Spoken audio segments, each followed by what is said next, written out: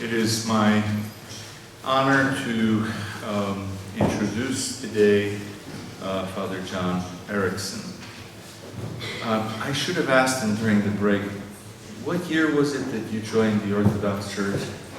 This is the 50th anniversary. That's what I thought. Just in time. Father John joined the Orthodox Church just in time to be able to reflect on his whole life in Orthodoxy as it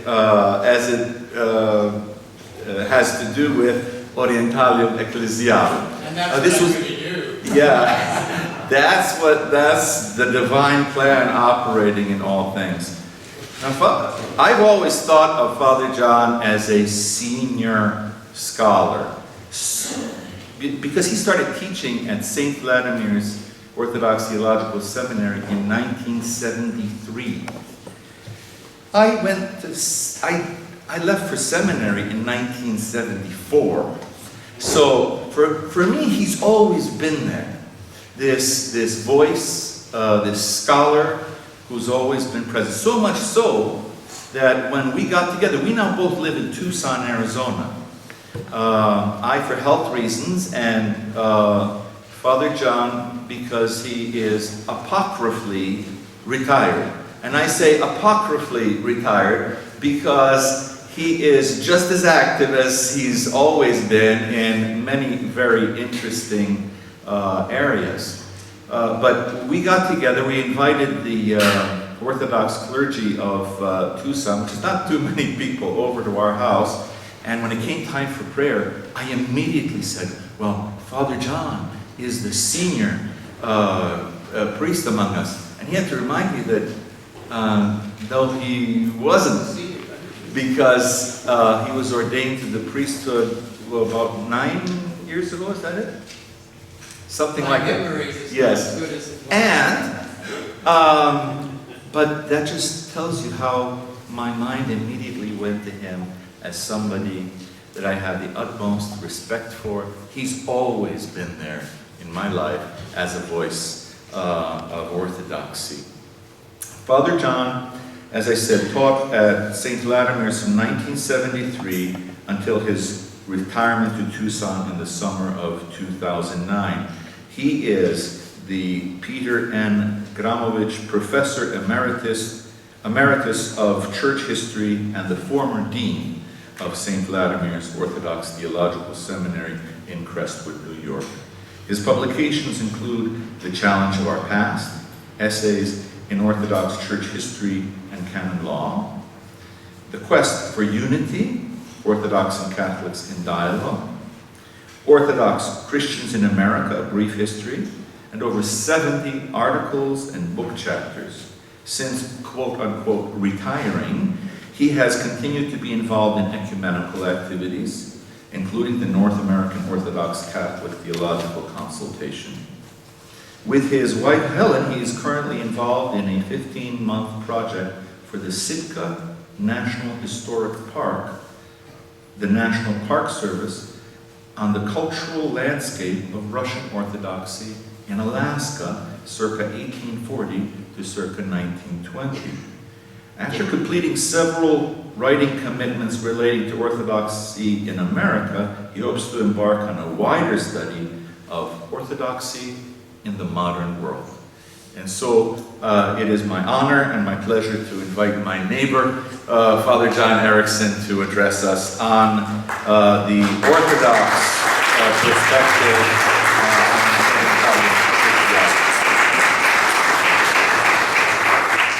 Thank you very much for your introduction, neighbor. And you remind me that Helen and I owe you and Matushka an invitation. The difficulty with being retired is that you really don't have very much time. Thank you for your kind words of introduction. And I would add that I have been encouraged to speak for 45 minutes. This morning when I timed myself, it was about 46. After Brian's presentation, I could cut it down by maybe 5 minutes at least, or I could go on for a great deal longer, because I think we're very much in dialogue. issues we're discussing. I would say my qualifications are somewhat, as Father Chirovsky has indicated, age and a reasonably intact memory. Though I'm not as old as Brian, and his memory is better than mine also. My point of departure for this presentation will be some words of Father Thomas Stransky. Some of you may know him.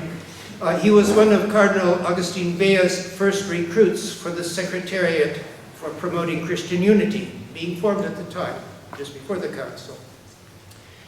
At a symposium on Vatican II after 50 years, held at Georgetown in 2012, Father Stransky gave a charming presentation entitled Vatican II, Recollections of an Insider. He began by noting how hard it is to convey the atmosphere and excitement of the Church during the time of the Council, and especially how hard it is to capture the personalities of actors on the Council stage, whether major or minor actors. And he went on to say, "Today I sadly see the texts being stripped of their contexts, but worse, texts without actors." And I think many of his generation have been expressing the same concern. On the subject of Vatican II and the decree whose 50th anniversary we're marking, I can't offer the recollections of an insider. I'd like to try to convey something of what Orthodox Christians thought about the Council at the time it was meeting. I will turn a bit to the text of Orientalium Ecclesiarum. First, though, I would like to offer some of my own outsider memories of the context in which this decree emerged. Along the way, I will be referring to some of the people whose views on the Council certainly colored my own views at the time and since. Many of you, I'm sure, are familiar with the response to Orientalium Ecclesiarum of Father Alexander Schmemann, one of my teachers, my senior colleague at St. Vladimir's, who was present as an observer during all 4 periods of the Council as a guest of the Secretariat for Christian Unity. It's in the Abbot, the English text, but not in the Dublin one. In addition to Father Schmemann, this list of figures would include several other Orthodox observers at the Council, Bishop Cassian de Zobraza, Father Nicholas Afanasiev, Father Alexei Knyazhev from St. Sergius in Paris, especially the latter two were last 2 sessions. Nikos Nisiotis, who is an observer from the WCC. Father Maximos Agirousis, longtime professor at Holy Cross, dear friend who represented Constantinople, or one of the Constantinopolitan representatives during the 3rd and 4th periods of the Council. And I'll also maybe mention Father John Meyendorff, not an observer at the Council, but certainly he was influential in ecumenical and theological circles throughout this period, and also a prolific writer on Orthodox Catholic relations. My own outsider memories of the Council begin a few years before I got to know the people I've just mentioned. My emergence into adulthood coincided quite closely with the years of the Council and the preparations that preceded it. John the 23rd was elected Pope in October of 1958, a month after I entered high school. He struck Catholics and non-Catholics alike as quite different from his predecessor, so it was no surprise that he appeared on the cover of Time magazine as Man of the Year. I think you could call him the first rock star Pope. In January of 1959, Pope John announced his intention to call a council. Anticipation mounted during the ensuing ante-preconciliar and preconciliar preparations. And keep in mind, generally speaking, these were buoyant, optimistic years. Catholics in Western Europe found the modern world less threatening than it once had seemed. Catholics in the United States moved into the mainstream of national life as the nation elected its first Catholic president. Of course, Catholics in the developing world had not yet emerged as a significant demographic. Very few were present at the Second Vatican Council, and even the sessions devoted to mission at the Council were very short. Catholics in Eastern Europe were effectively silenced during this period. The Council finally convened on October 11th, 1962. That was a month after I had left my hometown in northern Minnesota for college on the East Coast. By train, I add, which is how people traveled then. Like many of my contemporaries, I followed the Council's proceedings rather closely. I think especially with the New Yorker articles of Redemptorist priest Francis X. Murphy, better known by his nom de plume, Xavier René. The Council's closing session under the more enigmatic Pope Paul VI took place in December 1965, a few months before I graduated from college, left the United States for a year of study, travel, fooling around. Even then, exhilaration surrounding the Council was changing to weariness. When I returned to the United States for graduate school and marriage, the wider context had changed in many ways. I think it's true in Canada as well. In the United States, on the national scene, the war in Vietnam had dimmed the heady optimism of the early 1960s. Within the Catholic Church, the excitement of the Council years abated. Here I would say the encyclical Humanae Vitae in 1968 played a role. New monuments to the Council's reception appeared. And I think that we were talking in an earlier presentation, an earlier discussion about reception. What is meant by reception? Does it mean recognition and appropriation? Well, it didn't here. It meant implementation. Implementation by way of a new universal catechism of the Catholic Church, a new universal ecumenical directory, two practically universal new codes of canon law. And also this period gave rise to new anxieties. Anxieties that continue even now in acrimonious debates about hermeneutics of the Council. I had occasion over these last days to enter the Catholic blogosphere. Blogosphere, not blago, not with an A, with an O, blogosphere. Amazingly nasty. How are we to understand the Council, and with it Orientalium Ecclesiarum, in relationship to what had gone before? Should we subscribe to a hermeneutic of discontinuity and rupture to explain this relationship, or to a hermeneutic of reform and continuity? I'm using here terms from Pope Benedict XVI's December 2005 allocution on this subject that has prompted commentary ever since. Certainly, the Council's texts offer no clear answer here, especially if insufficient attention is paid to their context. The Council's documents are committee products. Besides being subject to the vagaries of the drafting process, they reflect Pope Paul VI's desire to achieve something approaching unanimity on the part of the Council Fathers, to accommodate differing views without excluding any significant minority. The results reflect compromise at many points. Traditional formulations are awkwardly paired with innovative ones. Difficult issues are skirted. Open-ended statements barely conceal underlying tensions. And some of the documents do this to a higher degree than others.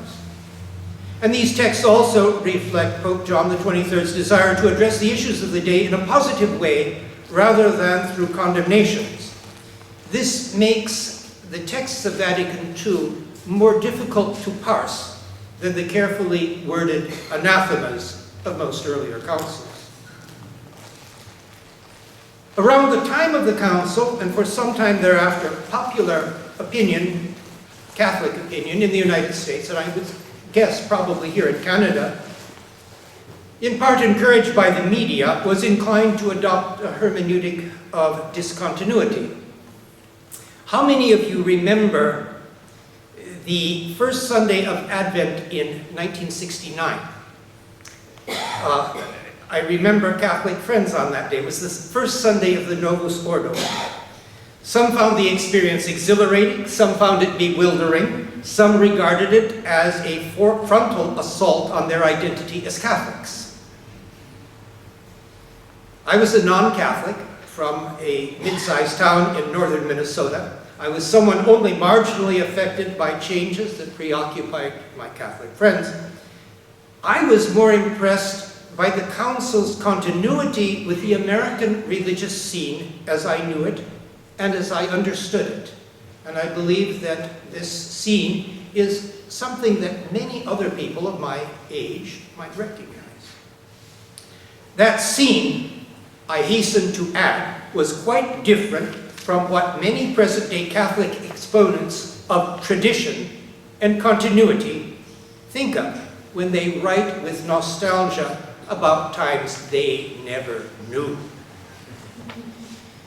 Many of the changes associated with Vatican II were anticipated long before the Council's convocation, and indeed well before the accession of Pope John XXIII. My hometown was not far from Collegeville, Minnesota. There, St. John's Abbey had been at the center of the liturgical movement in the United States for many decades, going back to Virgil Michel in the 1930s. Ethical and social dimensions of liturgy were not neglected, far from it. The Abbey's house journal, the name changed from Orate Fratres to Worship eventually, vigorously defended Dorothy Day and her newspaper, The Catholic Worker, a woman who may be beatified at some point, not too long from now. She was violently attacked by Cardinal Spellman of New York, among others. And St. John's was also in touch with the wider culture in all its aspects. By the time I entered high school, the new Abbey Church had just been completed. It's a masterpiece of modern architecture by Marcel Breuer. The ever-memorable Father Gottfried Diekmann was in his prime, an expert on practically every aspect of liturgy and much else besides. The establishment of an ecumenical center was already under discussion before the Council. It's understandable why in those optimistic years, when it was not considered weird, even for young people to be interested in religious questions, that St. John's was a place of pilgrimage across confessional lines. And I know this was not the only such place of pilgrimage. The movement for liturgical renewal that I'm alluding to, with its many ecclesiological and sociological implications, wasn't a Catholic specialty. Indeed, one could say far from it then. At least in my hometown, which I've mentioned many times, Catholics were relatively inconspicuous in this movement. I was raised in the Lutheran Church, which in Minnesota was, in effect, the state church. On my mother's side of the family, I had many Episcopalian relatives. Through family friends, I got to know the Orthodox Church quite well, as often as was feasible, given weather conditions in northern Minnesota and the availability of transportation. I went down to St. Mary's Greek Orthodox Church in Minneapolis, Minnesota. Itself a tasteful example of mid-20th century modern architecture, respectful of the past without being slavishly imitative. Its pastor, Father Anthony Coniaris, who is still going strong now in his 90s, was one of the few Orthodox parish priests in those days who thought it not odd that someone might want to read a book in English about Orthodoxy. My introduction to Louis Bouillet, Jean Dayou, Henri de Lubac, many other Catholic greats, was, and not to mention books about orthodoxy, depended less on Catholic sources than it did on Father Corniaris, and I would add here the library of local Lutheran church in Greater Minnesota, my hometown, and also Episcopalian friends. While it was in college, I add, it was a perfectly natural step for me to enter the Orthodox Church, which I did, as mentioned, 50 years ago at St. Vladimir's Seminary in New York, after getting to know its leading representatives in person and not simply by their publications and reputation. I mention all this at too great length, but before Vatican II, the impetus for church renewal and Christian unity sparked by the liturgical movement was being felt in many obscure, out-of-the-way places. And this was not just a matter of rubrical details or ritual peculiarities. Every aspect of ecclesiology, spirituality, mission, social outreach was involved. Adventuresome Catholics and Orthodox, as well as many Protestants, were beginning, I believe the expression is John Courtney Murray's, were beginning to commit dialogue. They began to meet, quietly at first, in Paris at the Institut Catholique, at St. Sergius Institute, for example, or in New York at the Russian Center at Fordham University. They began to meet quietly at first, then more openly.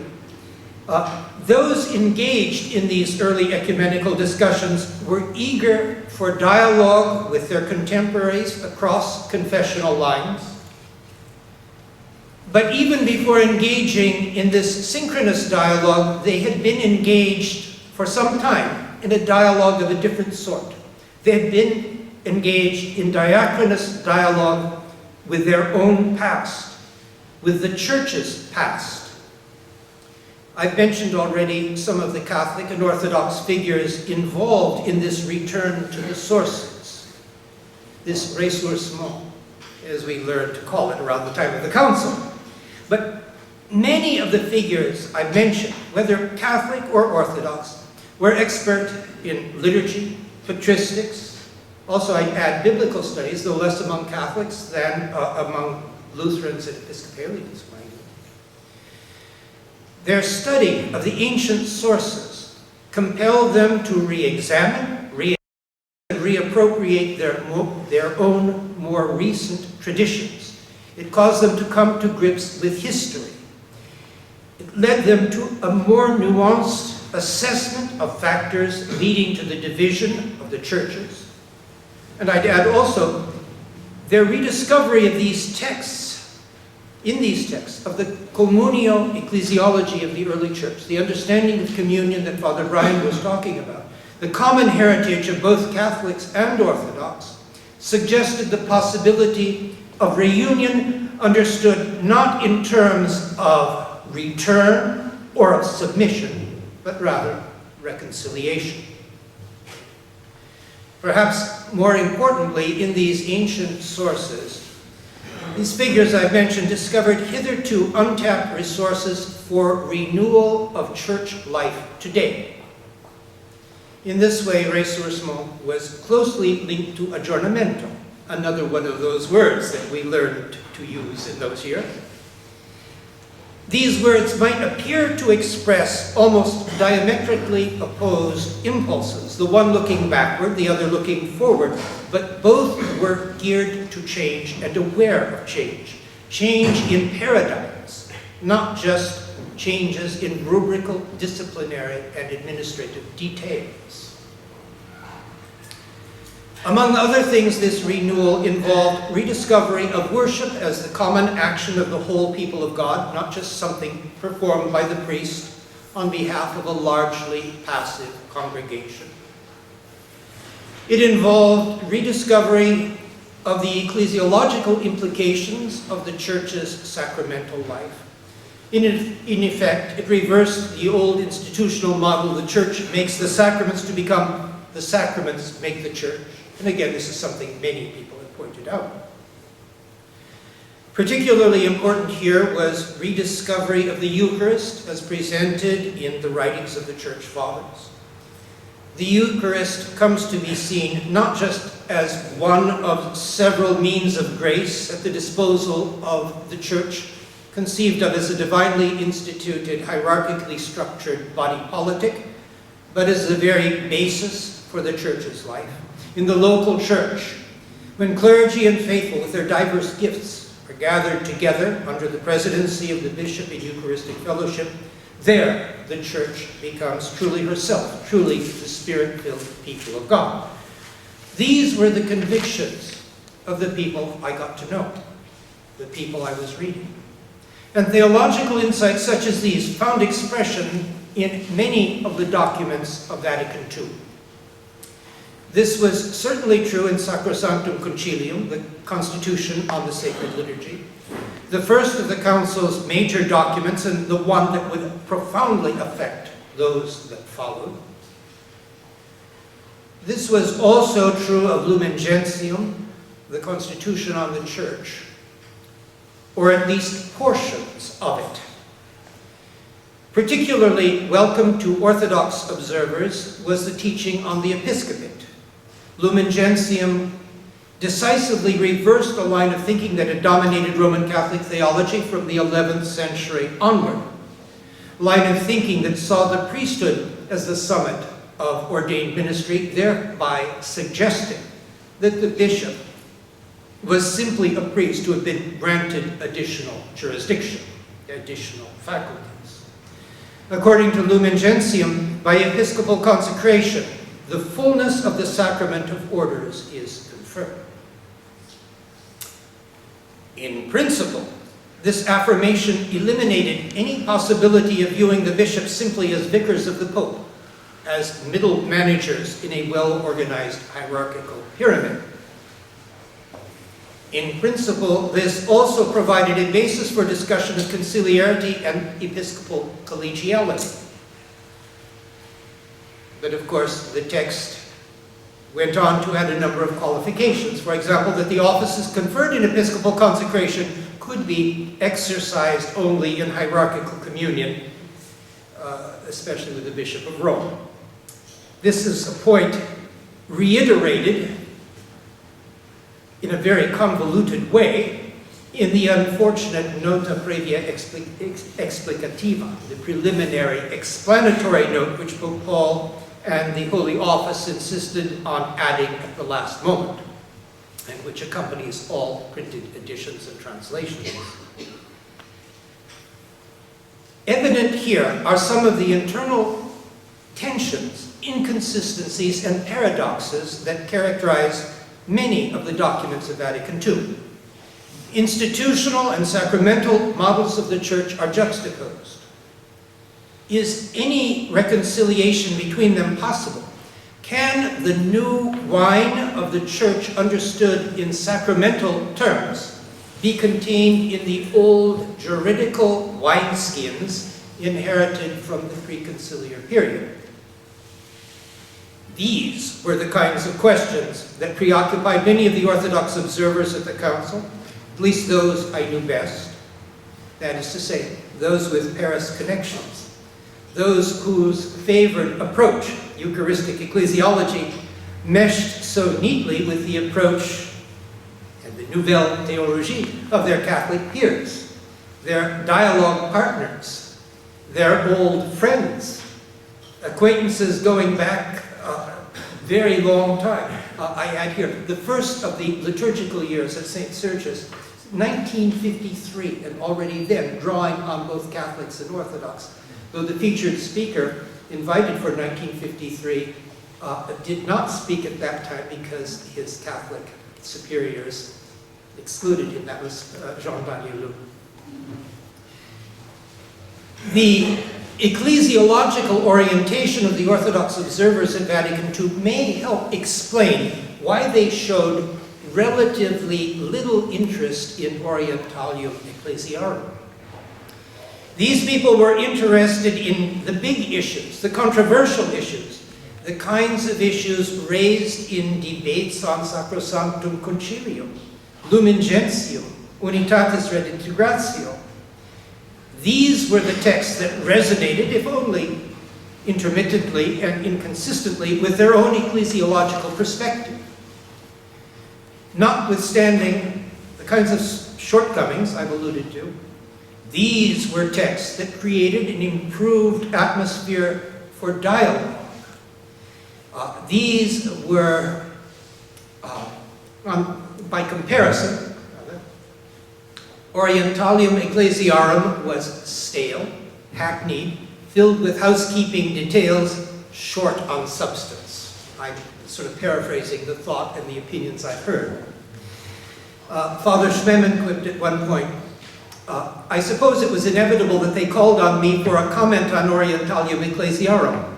I wish they had asked for a comment on Sacrosanctum Concilium instead. Or another quip, why should over 2,000 bishops have to meet in council to decide that priests can administer chrismation? There are, of course, more serious reasons why the Orthodox gave Orientalium Ecclesiarum a cold reception.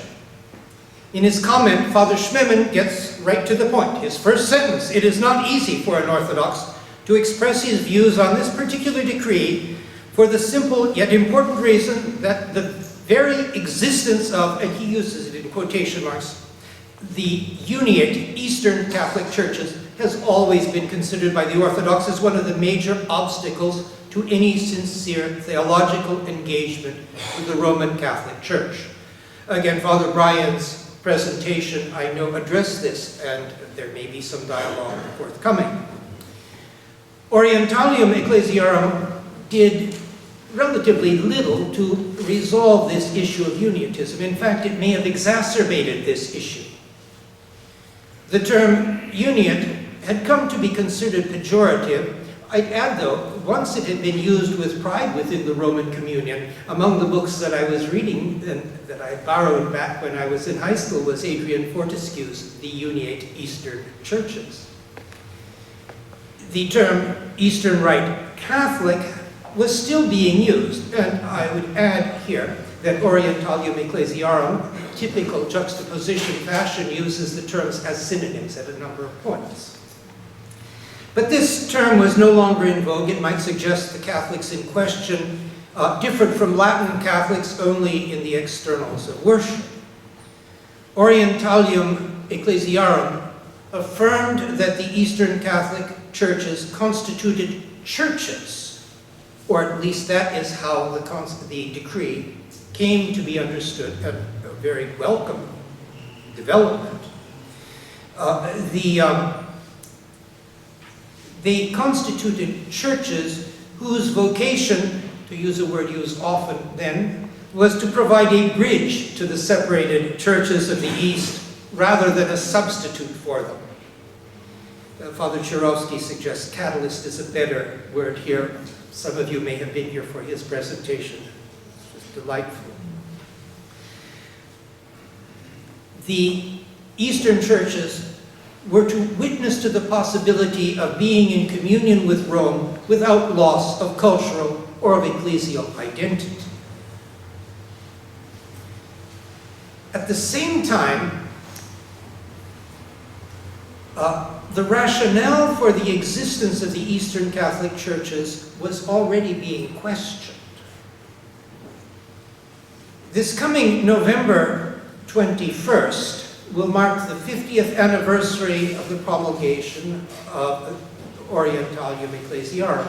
November 21st, 50 years ago, is also the date of the promulgation of Lumen Gentium and Unitatis Redemptio. So it's not surprising that Orientalium Ecclesiarum was overshadowed. Keep in mind that this past January marked the 50th anniversary of the historic embrace of Pope Paul VI and Patriarch Athenagoras of Constantinople in Jerusalem, an event memorialized on the cover of Look magazine. I would say that was Pope Paul's rock star moment. And of course, that embrace was simply the most photogenic of the many breakthroughs in Orthodox Catholic relations that were taking place during this period. I'd mentioned something we haven't yet, an opening to the East. and one might have thought even an opening of the East to Rome, that, among other things, negotiated in the course of the council the release of Metropolitan Joseph Slepin, that saw the Russian Orthodox Church enter the World Council of Churches, that saw Khrushchev's son-in-law visit Pope John, and Pope John asking, "I know you are an atheist, but won't you receive an old man's blessing?" This was a time of openness, and it was at this point that in Russia also, or just after, even a limited sacramental sharing was accepted by the Russian Orthodox Church. I mention this because it seemed to suggest the Orthodox churches themselves are sister churches very nearly at the point of full communion with the Roman Church. So are these bridge churches needed any longer, even as a provisional measure until such time as the Catholic Church and the separated Eastern churches unite together in the fullness of communion? Here I'm quoting Orientalium Ecclesiarum. I don't have to remind you, of course, that this issue of Uniatism has derailed Orthodox Catholic dialogue on several occasions. We heard examples of this earlier today. But even in earlier, more optimistic times, this was never completely absent. According to official accounts, the North American Orthodox Catholic Theological Consultation held its first meeting on September 9th, 1965. As Tom Bird may be pointing out, there was no first meeting. The Orthodox delegation declined to meet with the Catholics because the delegation included a Melkite priest and 3 bi-rituals. At this point, I'm happy to say relations, at least in North America, are more cordial. Our churches, evidenced in the last document issued by the North American Orthodox Catholic Consultation, were mutually supportive. We could say even chummy. But let us lay aside this issue of Uniatism, because it's easy to get bogged down in questions of who did what to whom in 1946, who did what to whom in 1596. I'd like to call attention to some less pointed comments that Father Schmemann makes in his response to Orientalium Ecclesiarum. He writes, "The Orthodox appreciate the efforts made in these last years by some spiritual leaders of these Eastern Catholic communities to represent and voice within the Roman Catholic Church the Eastern tradition as a whole, efforts which were especially obvious at the Council itself and which, no doubt, greatly contributed to the basic orientation of the present decree." Opaque language, but he is referring, of course, to his Beatitude Maximus IV, Patriarch of Antioch, Maximus IV Said, and his tight-knit Melkite delegation. Father Schmemann relished the fact that Maximus spoke in French rather than in the prescribed Latin. And certainly the Patriarch knew how to shake up the Council Fathers in matters whether great or small. For example, he loved to needle the cardinals, especially the heads of the congregations of the Roman Curia, which he referred to as the papal court. In his speeches, and there were many of them, and many people looked forward to them, he made a point of addressing their beatitudes, the Eastern Patriarchs, before their eminences, the cardinals. Even before the Council, the Melkite bishops, and I would say alone among the Catholic episcopate globally, had a clear idea of what they hoped it would accomplish.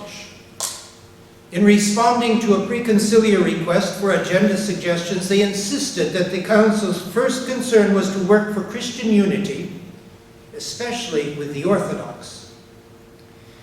The major obstacle to this was, in their words, the tendency of most Latin theologians and canonists to concentrate all the authority Christ granted to his Church in the one person of the Sovereign Pontiff, and to make him the source of all power, and consequently, to give practically sovereign and completely centralized power to the Roman Curia, which acts in his name.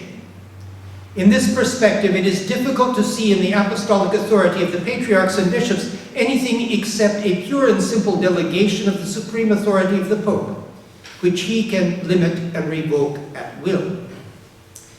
The only way to address this evil, the Melkite delegation argued, was to define the true nature of the patriarchs and the bishops' authority.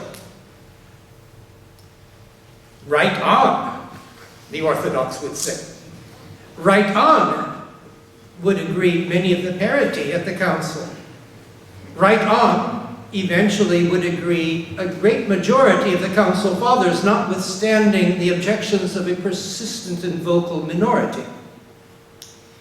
But these suggestions were, for the most part, not taken up in the final texts of the council, or they were rendered ambiguous, largely because of last-minute interventions by the generally indecisive Pope Paul VI.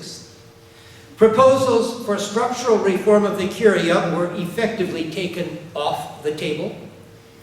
The basis and nature of the authority of bishops was clarified, as I mentioned earlier, but with qualifications that effectively maintained the status quo. The basis and nature of patriarchal authority was not clarified, at least not in ways that would advance the broader principle of collegiality that Patriarch Maximus espoused. Again, here, Father Brian, in his presentation, touched on these questions, and we need to go farther now. Another observation of Father Schmemann deserves at least passing mention. The decree solemnly proclaims the equality of the Eastern tradition, yet at the same time formulates and regulates it in terms of a Western and even juridical ecclesiology hardly adequate to its spirit and orientation, so that to a great degree it remains thus a Latin text about the Eastern tradition. Something that Father Brian mentioned as well. Is this a Latin text about the Eastern tradition? Father Taft has agreed on that subject. Boy, how time flies when you're having a good time. Certainly, since Father Schmemann wrote his brief response, the history of Vatican II, the text history of its documents, has been examined very closely. I have in mind especially the multi-volume History of Vatican II, edited by Giuseppe Alberigo and Bolognese Associates. John O'Malley's presentation, What Happened at the Council. To me, it seems clear, at least, that this is not simply a Latin text about the Eastern tradition, but specifically a curial text, for reasons that I will skip over. This text, shortest of all the Council's documents, it simply sailed through preliminary sessions. 3 days devoted to its discussion. The third day of the discussion ended 2 hours early. There was no more to say. Why? It's because this document contained nothing that might provoke the wrath of the Curia or other vested interests. The greatest objections, in fact, came from the Eastern Catholic prelates present there. Another point to note in passing, it was noted, the text begins with language deliberately echoing Pope Leo XIII's 1894 encyclical letter, Orientalium Dignitas Ecclesiarum, which Brian commented on. Other documents that extol the Eastern churches for their venerable antiquity, the beauty of their traditions, and so on. Now, the text does carefully try to balance the vocabulary of ressourcement and aggiornamento. I could offer some examples. There are many of them. Must do this, but we also must adapt its way to the life of the various needs of time and place, and so on. This balancing of vocabulary seems, to me at least, simply a rhetorical device. The Eastern churches are valued because of the beautiful variety that their ancient traditions bring to the Catholic Church and that all of us should enjoy. How, though, might these traditions,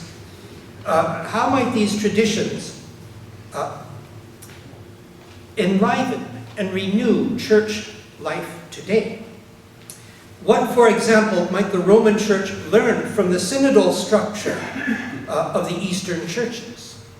The decree doesn't address such questions. The decree is about preservation, which is a task for museums, not churches. Readers of Father Schmemann's response may be surprised, though, at what he has to say about patriarchs and patriarchates. He rationalizes the text at this point, saying that the institution of patriarchates is not that important in the Eastern Church. I'm not sure exactly, and I'm not going to quote him here, but I'm not sure exactly what Father Schmemann has in mind.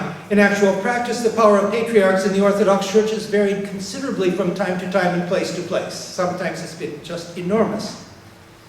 I would suspect that Father Schmemann's response at this point reflects his own predilection for Eucharistic ecclesiology that would prioritize an ante-Nicene church order, idealized at that. And we come for one more issue that cries out for me to quit. I see him. An issue that requires further exploration and that Patriarch Maximus seemed to be calling for. What is the ecclesiological significance of what could be called intermediary levels or aspects of church order? What is there between the bishop, on the one hand, the local church, and the Pope, the universal church? What is the ecclesiological significance of patriarchates, metropolitanates, episcopal conference? Certainly these intermediate entities are only nominally churches. They have a kind of second-class ecclesiality. They're acceptable for pastoral reasons. They lack a properly theological basis. I will end here, but I would say that, in fact, both Orthodox and Catholic theologians have tended to adopt this idea, that these are simply ecclesiastical institutions. But can one so neatly separate what is of divine, what is Iure Divino, and what is Iure Ecclesiastical? That is a question that I believe Eastern Catholic churches are well equipped to begin exploring. Thank you.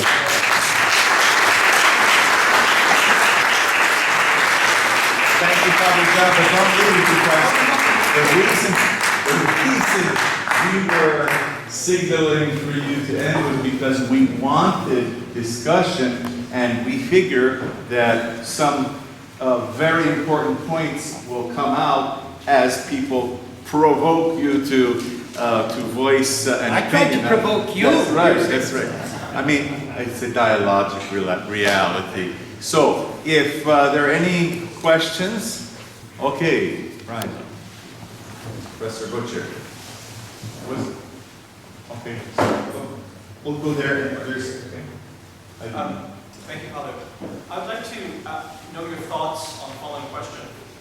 Do you think Orthodox in general, when they think about East-West unity, Eastern Orthodox that is, do they take, and the question of Uniatism, do they take into consideration the Oriental Orthodox and the Assyrian Church of the East? And to what extent do they rather think of, I was listening to comments by Metropolitan, his address to the Synod in Rome. When they speak about Uniatism, it seems exclusively focused on the Slavic context, and that colors the way they theologize. Do you think that's the case, or do you think there's in fact an ability to think in sympathy with the historical experience and the concerns of these other segments of the Christian East, which are also not in communion with one another, and which, ironically, for all its flaws with Uniatism, in the Catholic Communion, each of the ancient Eastern traditions is in fact represented in some way? There are two things that I think have to be kept in mind here. The very diverse origins and histories of the churches in communion with Rome. Father Brian raised this subject earlier today. The Eastern Orthodox, Chalcedonian Orthodox, and the Oriental Orthodox, non-Chalcedonian Oriental Eastern churches have a very close relation at this point. And in some places, in the historic Patriarchate of Antioch, they have a level of communion that stops short simply at concelebration of hierarchs. A very high level of unity, I think, because the substance of the faith is shared, and this is acknowledged at this point. And there is a consonant polity, a consonant understanding of ecclesiology. This, I believe, is not the case with the Roman Catholic Church, for reasons that are mostly related to the history of the West generally, the growing tendency of the West to lose sight of its own history. I'm not sure that this helps you, but the Orthodox have, I think, great sympathy for the Eastern churches and even the Eastern Catholic churches. What really sets off the Orthodox, and particularly the Greek Orthodox and the people most rabid on the subject of Uniatism, in fact, is the existence of churches like the Russian Catholic Church, or to an extent the Coptic Catholic Church, various churches that were encouraged in the wake of Leo XIII and seeking to embrace into the Catholic Church the richness of the Eastern churches without at the same time large numbers. A church of 2,000 people is not a church, fine. It is not a church the way that the Melkites are or that the Ukrainian Catholics are, the result of a division within churches that were meant to be one and whole. It's the painfulness of this division of churches that are meant to be one that is very painful for all of us. Reminds me of Father Taft's comments about certain Eastern Catholic churches that could fit in a phone booth. For those who remember what phone booths were. I think Professor Frank Sisson wanted this. Yes, you mentioned in your talk a number of times Father Schmemann and Meyendorff. You knew them better than I had the privilege of knowing them in certain ways through contact with the Harvard Ukrainian Research Institute. They were, in the 1960s, both involved, including Father Schmemann, in various conceptions of how to redo Orthodoxy in North America. They both still represented the Russian Orthodox Greek Catholic Church, as I believe the Metropolitan was still called, therefore betraying that most of its constituency that was formerly Unia. And both, particularly Father Schmemann, wanted to convert that group, change it from those roots into an Orthodox Church of America, and also regularize the Church's relation with the Orthodox world, with particularly the Patriarch in Moscow. I found interesting your comments on patriarchates, because he's at that moment facing, in the 60s, the problem of now how does our church non-recognized deal with this Patriarch in Moscow? How much do you see the Vatican Council as affecting those inter-Orthodox relations? That is, to what degree do these changes going on in Rome and among the Catholic Church serve as have influence, impact, or not at all on what's going on in the Orthodox community? It's a good question, but I think that, at least as I see it, the big issue preoccupying particularly Father Schmemann, Father Meyendorff, not quite to the same degree, was Orthodox disunity in America. And he was the big obstacle to Orthodox unity. Greek Orthodox Archdiocese, the Greek Archdiocese, the Russian Metropolia, the Antiochian Archdiocese, and so on.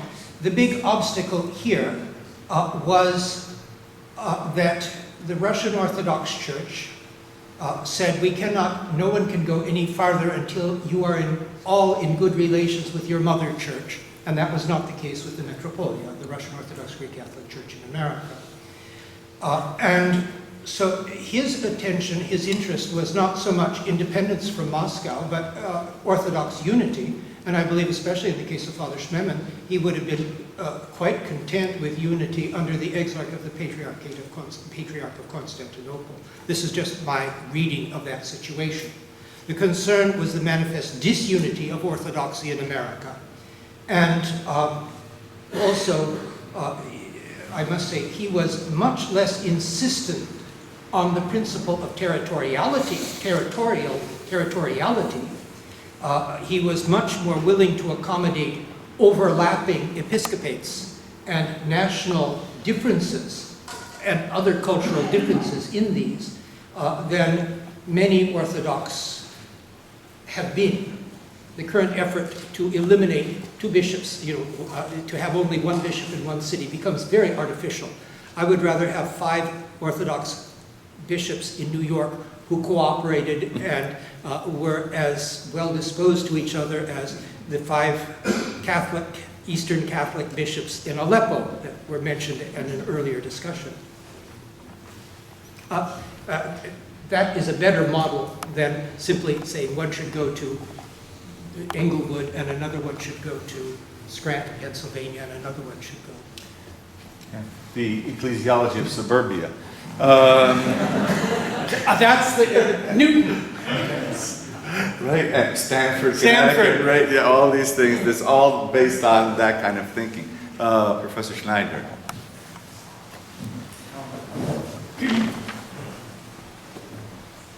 In addition to the hermeneutics that you mentioned, the hermeneutics of continuity or the hermeneutics of revolutionary change, there's also a need for a close scrutiny of the hermeneutics of the rhetoric of these documents. This has come up, this is almost a response to the entire day today, but throughout the Vatican II documents, the terminology separated churches is used exclusively for the Orthodox. And if we start to examine what this means, we discover that, in fact, for all of the openness, the progress, the aggiornamento that one sees in so many of these documents, they are still operating out of a view of history. That the only church that's in continuity with the apostles is the Roman Catholic, the Pontifical Catholic Church. I think if we're going to make some progress in this, and I'm asking for your response to this idea, must we all introduce into our teaching of students education in modern hermeneutics, modern interpretation, and then start to try it ourselves, right? This is not in the sense of, this bears on the topic of reception, which we've been talking about all day. Reception is in fact modern hermeneutics. Reception means one gets a step and then, in the Lonerganian sense that Father Andrey so brilliantly referred to, tries to expand its horizon by critical reflection on what it means. And when we start to approach reception that way, we discover that there's hardly any difference between any of our churches. Historically, we've all operated with that kind of hermeneutic reception from day one. Margaret O'Gara of blessed memory, who was a world expert on Vatican I, said the only way Vatican I can be understood is by seeing Vatican II as its reception, for example. So I'd like to hear your response to this, and also make a proposal to the Sheptytsky Institute that they do a conference with invited Roman Catholic, Orthodox, and Eastern Catholic speakers on Lonergan. And maybe then a second one on Peter Mohila. I'm glad I'm old enough that I won't be invited.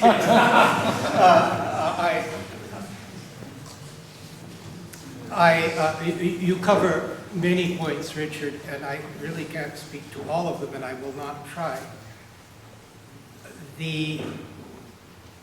I think, let me introduce something just slightly different.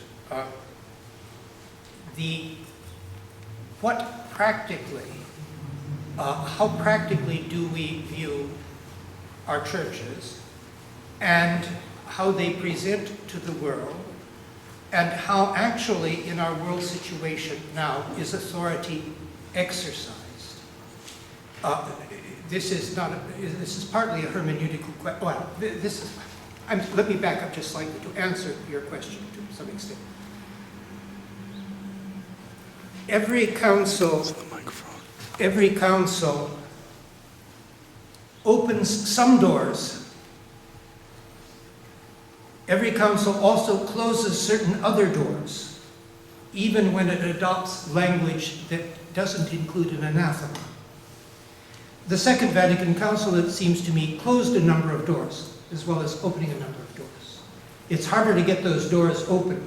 For example, the implicit checks and undercutting of collegiality and conciliarity that one finds with the Council. How these will open up again is a big question. Another thing, though, that has changed the overall situation is media. As Brian was pointing out, in the 19th century, before the age of what I called rock star popes, the Pope was a highly esteemed person in Catholic circles, but did not directly impinge on Catholic life in the way that modern popes have impinged on all Christian life, not just Catholic life, but on Protestant, Orthodox, non-Christian life. An anecdote.